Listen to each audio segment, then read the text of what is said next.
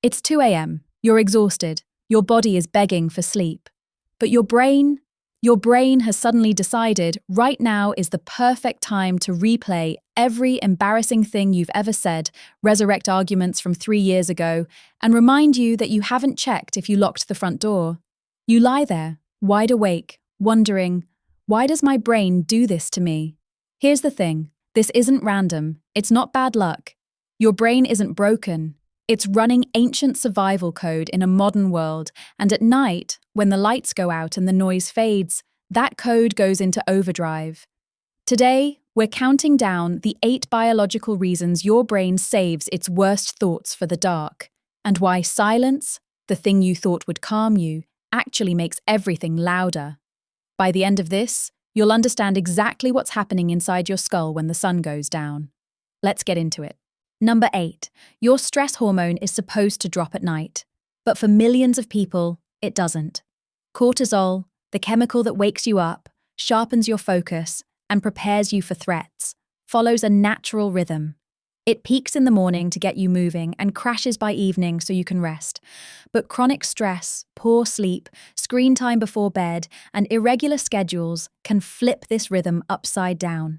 Your cortisol stays elevated when it should be declining. And here's the kicker. High cortisol at night doesn't just keep you awake, it amplifies negative thinking. It primes your brain to scan for threats. So when you lie down in the dark, your mind doesn't relax. It hunts for problems. That awkward thing you said at work? Threat. That bill you forgot to pay? Threat. The vague sense that something is wrong even though nothing is? Threat detected. Your brain isn't spiraling because you're weak, it's spiraling because your stress system is stuck in the on position. Number 7. For 99% of human history, nighttime was the most dangerous part of the day. No streetlights, no locked doors, just you, the fire, and whatever was lurking outside the cave. Predators hunted at night. Rival groups attacked under cover of darkness. If you weren't vigilant, you didn't survive. So your ancestors evolved a hardwired response. When it gets dark, your brain assumes danger is near. Even though you're lying in a climate-controlled bedroom with a deadbolt on the door, your amygdala, the ancient fear center of your brain, doesn't know that. It still thinks nighttime equals vulnerability. And in the absence of real threats, it manufactures them. It scans your memory for anything unresolved, anything that could be a problem, anything that requires vigilance. This is why your brain suddenly cares about that text you didn't reply to, or that weird look your boss gave you last Tuesday. It's not irrational. It's your survival system doing exactly what it was designed to do: keep you alert when the world goes dark. Number 6. The part of your brain that keeps you rational shuts down at night. Your prefrontal cortex, the CEO of your mind, is responsible for logic, perspective, and emotional regulation. It's the voice that says, "This isn't a big deal," or "Let's think about this tomorrow." But here's the problem. The prefrontal cortex is expensive to run. It burns a ton of energy. And when you're tired, your brain starts cutting costs. It dims the lights in the rational department and lets the emotional centers, the amygdala, the hippocampus, take over. This is why the same problem that feels manageable during the day suddenly feels catastrophic at 3 a.m. It's not that the problem got worse. It's that the part of your brain that can assess it clearly is offline. You're thinking with your fear center, not your logic center. And without the prefrontal cortex acting as a filter, every anxious thought feels urgent, real, and unsolvable. You're not losing your mind. You're just running on backup power, and backup power doesn't come with perspective. Number 5. When the world goes quiet, your internal noise gets loud. During the day, your brain is flooded with input. Conversations, notifications, tasks, traffic, music, movement. All of that external stimulation keeps your attention outward. But at night, when you turn off the lights, put down your phone, and lie in silence, all that external noise disappears, and your brain, which is designed to focus on something, pivots inward. Suddenly, the only thing left to pay attention to is you. Your thoughts, your worries, your unresolved emotions. Psychologists call this cognitive unmasking. The distractions that kept your anxiety at bay all day are gone, and now you're face to face with everything you've been avoiding. That's why people who struggle with nighttime anxiety often say the same thing. I'm fine all day, but the second I lie down, it all comes flooding back. It's not that the thoughts weren't there before, it's that silence removed the buffer, and without distraction, your mind has nowhere to hide. Number 4, your brain is literally designed to chew on emotional material while you sleep. During REM sleep, your brain consolidates memories and processes emotions from the day. It replays events, strengthens important connections, and files away what matters. But here's the catch. This process doesn't wait until you're fully asleep. It starts ramping up as soon as you lie down and start to relax. Your brain begins sorting through the emotional backlog. Conversations you had, conflicts you avoided, feelings you suppressed. And if you're not asleep yet, you experience this sorting process consciously. That's why random memories surface. That's why you suddenly remember something someone said to you in 2019.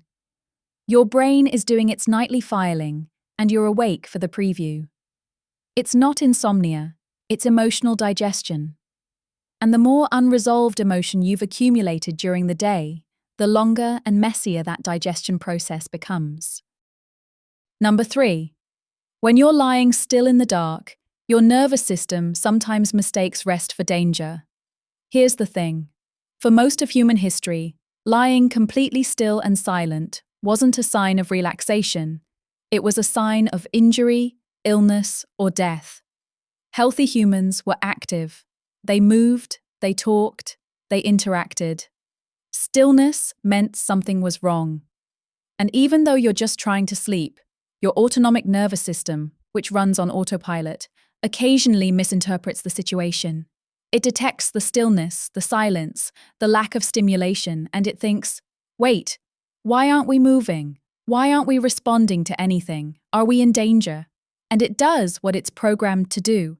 It jolts you awake with a shot of adrenaline. Your heart races, your breathing quickens, your mind floods with anxious thoughts.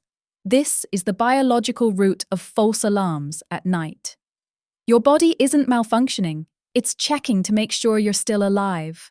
And in doing so, it wakes you up and sends your brain into threat scanning mode. Number 2. At night, your brain chemistry shifts in ways that make repetitive thinking almost inevitable. During the day, your serotonin and dopamine levels are relatively stable.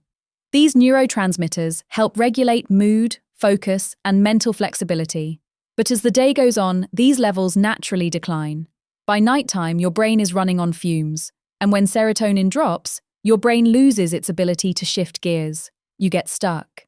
Psychologists call this cognitive rigidity. It's why the same thought loops over and over and over.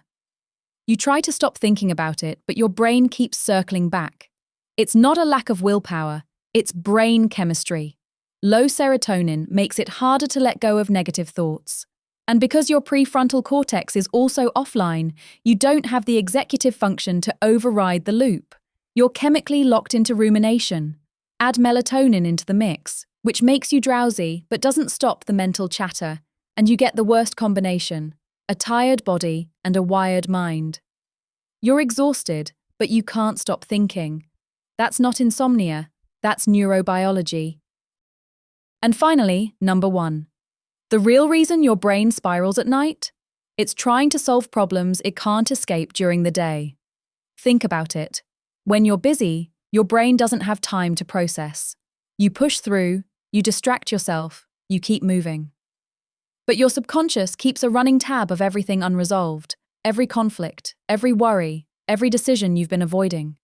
And at night, when you finally stop, your brain sees an opening. It thinks, okay, now we have time. Let's figure this out. Except most of the things your brain is trying to solve at 2 a.m. aren't solvable in that moment. You can't fix a relationship or solve your career while staring at the ceiling. But your brain doesn't care. It's in problem-solving mode, and it will keep running scenarios, replaying conversations, and searching for answers until you either fall asleep or convince it to stop. This is why nighttime anxiety feels so urgent, because your brain genuinely believes it's protecting you by staying vigilant. It's not torturing you, it's trying to save you. It just doesn't realize the danger is imaginary. So here's the truth.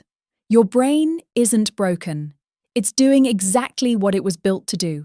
Scan for threats, process emotions, and keep you alive. The problem is, it's running Stone Age software in a digital age world. It doesn't know the difference between a lion outside the cave and an unread email. It doesn't know that lying in the dark is safe or that silence isn't dangerous. All it knows is nighttime equals vulnerability, and vulnerability requires vigilance.